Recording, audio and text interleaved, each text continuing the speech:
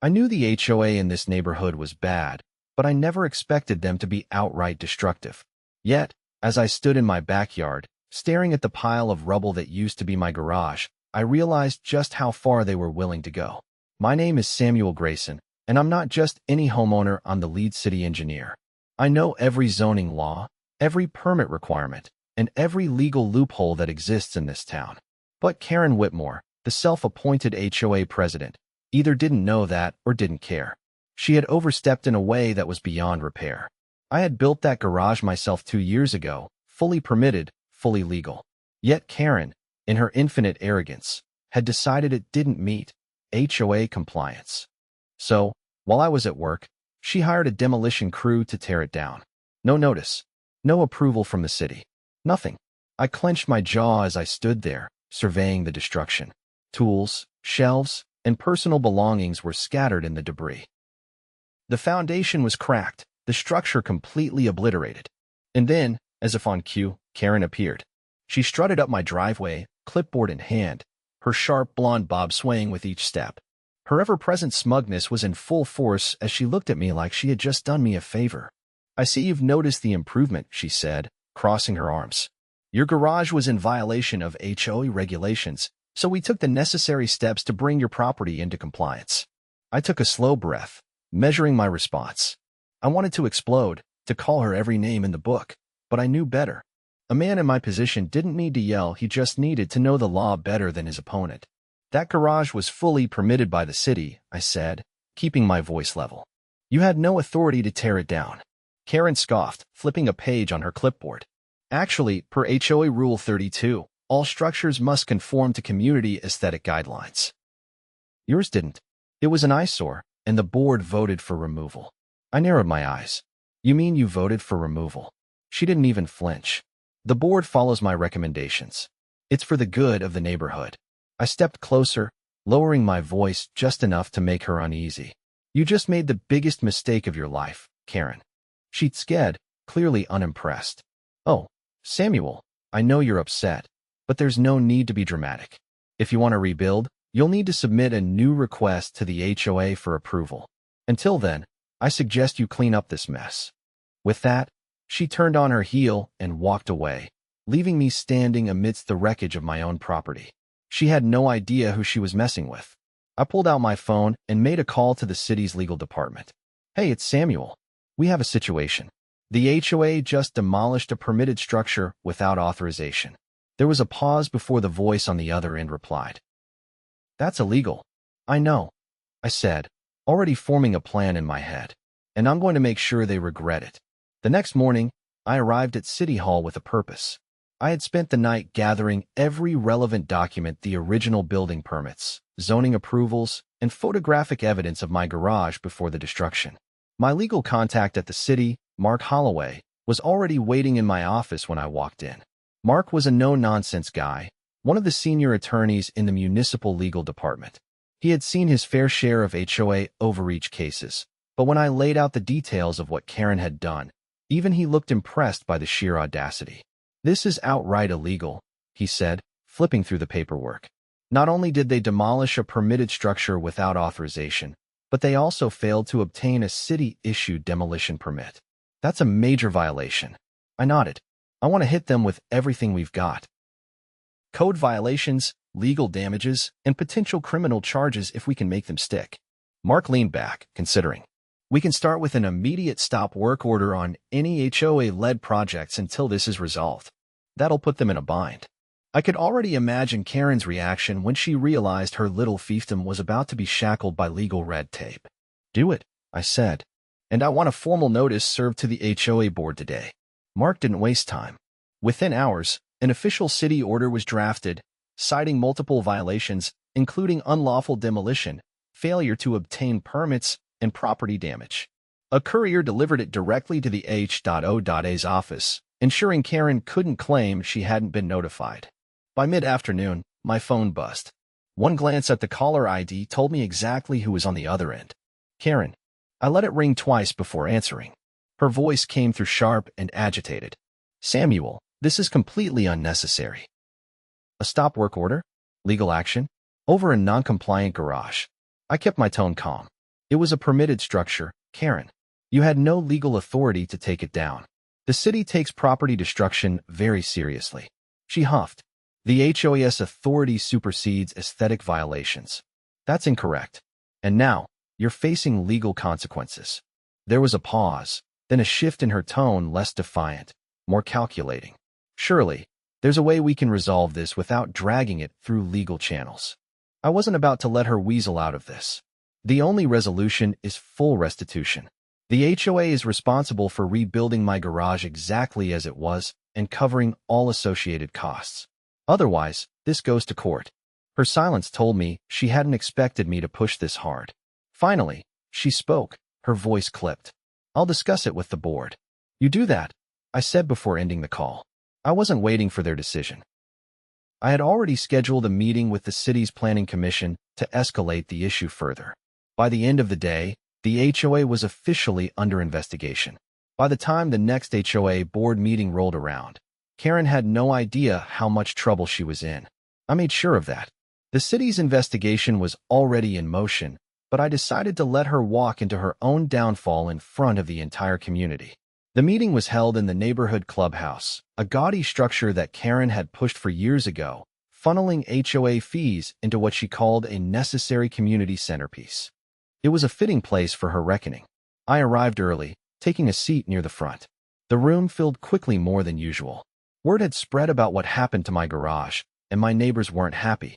Some had been victims of Karen's overreach before, but no one had ever fought back like this. Now, they were watching closely to see how it played out. Karen entered with her usual self-assured stride, clipboard in hand, flanked by the other board members.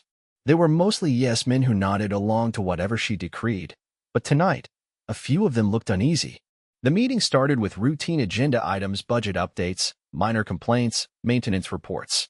Karen conducted it all with forced confidence, like she could pretend nothing was wrong. Then she got to the final topic, unauthorized structures and compliance. She cleared her throat and launched into her speech. As many of you know, the HOA has strict guidelines to maintain the aesthetics and property values of our community. Recently, we had to take action against a non-compliant structure that was... I stood up. Every head in the room turned toward me. Karen's jaw tightened, but she forced a neutral expression. I didn't raise my voice. I didn't need to. Let's be clear. You didn't take action against an unauthorized structure. You illegally demolished a fully permitted building without city approval. Karen's eyes flickered with irritation. Samuel, this isn't the time. I stepped forward, holding up a folder. Actually, this is the perfect time, because I have here a formal notice from the city's legal department outlining the violations committed by this HOA under your leadership. Murmurs rippled through the crowd. A few board members exchanged nervous glances. I didn't stop there. Not only did you demolish private property without a permit, but you also failed to notify the homeowner me before taking action. That's destruction of property, Karen. And as of this morning, the city has placed a stop work order on all HOA projects pending further investigation. Karen's face paled for the first time. This is ridiculous. The HOA has authority over community regulations. I cut her off. The HOA does not have the power to override city zoning laws. And you certainly don't have the right to order demolition without proper legal channels. That's why the city is now looking into financial mismanagement within the HOA. If they find anything, and I have a feeling that you could be facing civil and criminal penalties. Gasps erupted around the room. Karen's grip on her clipboard tightened. One of the board members, a middle-aged man named Richard, cleared his throat. Is this true? The HOA could face legal consequences? I turned to him. Absolutely. And every homeowner here has a right to demand accountability. This isn't just about my garage, it's about abuse of power, and it needs to stop. Karen's mask cracked. This is a smear campaign. You're trying to undermine the HOA. I took a step closer. No, Karen. I'm exposing the truth. The room fell into chaos. Homeowners started shouting, demanding answers. One woman in the back yelled that she had been fined for having a garden bed that Karen deemed too rustic. Another man stood up, furious that he had been forced to repaint his house 3 times to match Karen's shifting tastes. The board members looked overwhelmed. Richard spoke again, this time with more authority. I move that we suspend all fines and compliance actions until the city concludes its investigation. A murmur of agreement swept through the board. Another member hesitated before nodding. I second that. Karen's mouth opened in protest, but Richard ignored her. He turned to the homeowners. All in favor. Nearly every hand in the room shot up. I watched Karen's control crumble in real time. For the first time, she wasn't the one making the decisions, she was the one being overruled. And I wasn't done yet. Karen's carefully maintained control was unraveling, and she knew it. Her usual air of superiority had been replaced with something she rarely displayed: uncertainty. The board, once her obedient followers, had just publicly defied her, and the homeowners were no longer afraid to voice their grievances. This was no longer her domain. It was a battlefield, and she was losing ground fast. She straightened her posture, clearly trying to salvage her authority. Her voice was sharp, but there was a slight tremble beneath it. She called for order, demanding that the meeting return to its proper structure, but the crowd wasn't having it. People were standing, voicing years of pent-up frustrations that had nothing to do with my garage, but everything to do with her unchecked power. A man near the back, a retired veteran named Thomas, stepped forward with a firm expression. He reminded everyone that Karen had raised HOA fees without any real justification.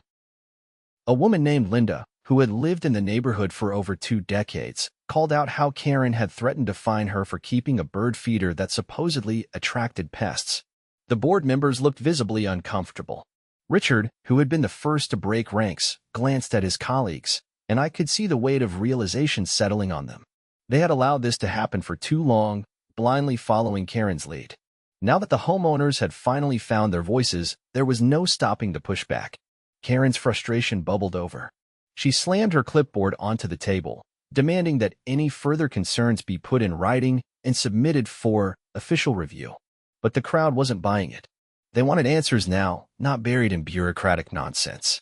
I waited for the commotion to reach its peak before stepping forward again. My presence alone was enough to refocus the room. Every eye turned to me, including Karen's, who was watching with barely concealed disdain. I pulled out another document from my folder and placed it on the table in front of her. This one was different. It wasn't just a legal notice, it was a formal petition.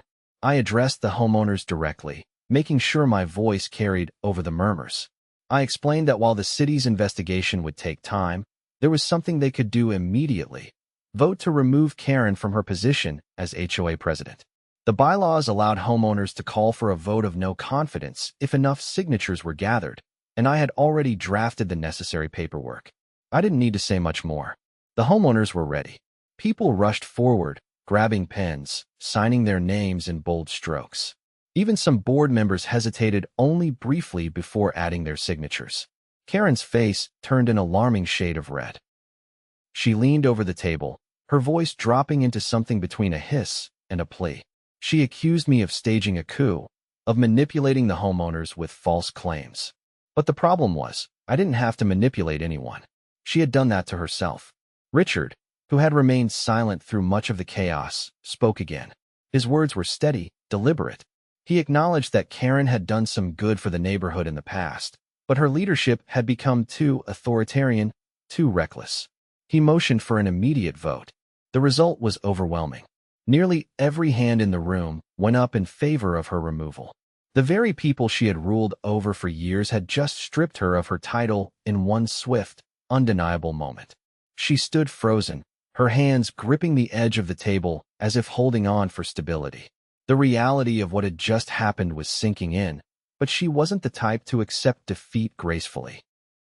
Her eyes locked onto mine, filled with fury and something else: fear. She opened her mouth to say something, but no words came out. Instead, she turned on her heel and stormed out of the clubhouse, slamming the door behind her. The room erupted into applause. Homeowners who had never spoken up before were shaking hands, patting each other on the back. It wasn't just about my garage anymore, it was about taking back control of their own neighborhood. I stayed long enough to ensure that the board agreed to cooperate fully with the city's investigation. Richard, now acting as interim president, assured me that they would comply with any legal requirements and work toward making things right with the community. As I walked out into the night, I allowed myself a small moment of satisfaction. Karen had spent years ruling through intimidation, but in the end, all it took was a little knowledge of the law and a community finally willing to stand up for itself to bring her reign crashing down. And as for my garage, well, the HOA would be footing the bill for that, whether Karen liked it or not. The next morning, I arrived at my property early, coffee in hand, ready to assess the full extent of the damage in daylight. The destruction was worse than I had initially thought. The concrete foundation had deep fractures from the demolition crew's careless work. My tools, once neatly arranged on the garage's walls, were now buried under splintered wood and shattered drywall. Pieces of insulation stuck out like exposed nerves, and the remains of my sturdy workbench were scattered in jagged chunks. Despite the chaos, I wasn't disheartened. I knew exactly how this would play out. Karen had burned every bridge she had, and now she was going to face the full weight of accountability. As I walked the perimeter, I noticed a few neighbors cautiously stepping out of their homes, watching from their porches. Some looked guilty, others curious. The previous night had been a turning point for many, and I could see that people were still processing the fallout. Richard, now the acting HOA president, arrived not long after. He had a folder tucked under his arm and a look of determination that I hadn't seen in him before. He walked up, took one look at the wreckage, and exhaled heavily. He admitted that he had been complicit in following Karen's lead for too long, but he was determined to fix things. He handed me an official letter from the HOA board stating that they would be covering all costs associated with rebuilding my garage. He also mentioned that they had already contacted a legal consultant to review all past HOA decisions to ensure no other homeowners had been similarly wronged. I appreciated the effort, but I wasn't about to leave anything to chance. I told Richard that I would be overseeing the reconstruction personally. Given my position with the city, I wanted to ensure every step was done legally and to code. He agreed without hesitation. As we spoke, a dark SUV pulled up to the curb. The city inspector I had requested stepped out, clipboard in hand. He took one look at the rubble before shaking his head in disbelief.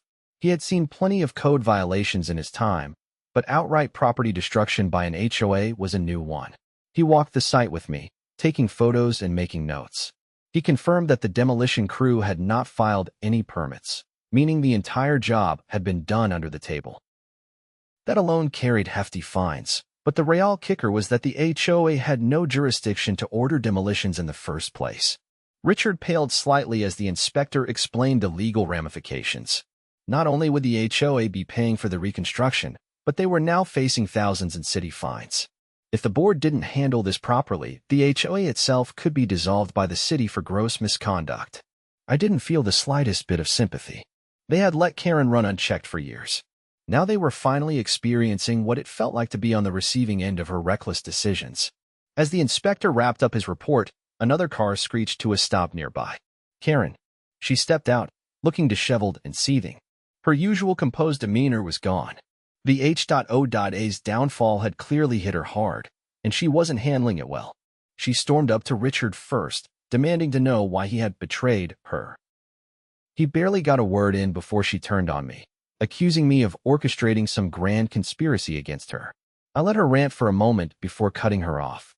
I calmly told her that the city inspector was here to document the illegal demolition and that she was personally responsible for the mess. Karen's face twisted in rage as she insisted she had been acting in the best interest of the community. She claimed that the garage had been an eyesore and that the HOA had every right to enforce aesthetic standards. The inspector, unimpressed, informed her that aesthetics were not grounds for demolition, especially not without proper legal procedures. He warned her that since she had signed off on the demolition order without city approval, she could be personally liable for damages. That shut her up. For the first time since this ordeal began, I saw real fear in her expression. She tried to argue, but the inspector wasn't interested in her excuses. He informed her that she would be required to appear at a city hearing regarding the violations. If she was found responsible, she could be forced to pay out of pocket for damages and possibly face legal action. Karen's confidence crumbled. She turned to Richard, expecting him to defend her, but he merely shook his head. She had burned too many bridges. Now, she was standing alone. She made one last attempt to shift the blame, claiming that the demolition crew had misunderstood her instructions. The inspector didn't buy it. He reminded her that the HOA was responsible for properly vetting any contractors they hired, and since she had personally signed the demolition order, there was no escaping accountability. With nothing left to say, she spun on her heel and stormed back to her car, slamming the door shut.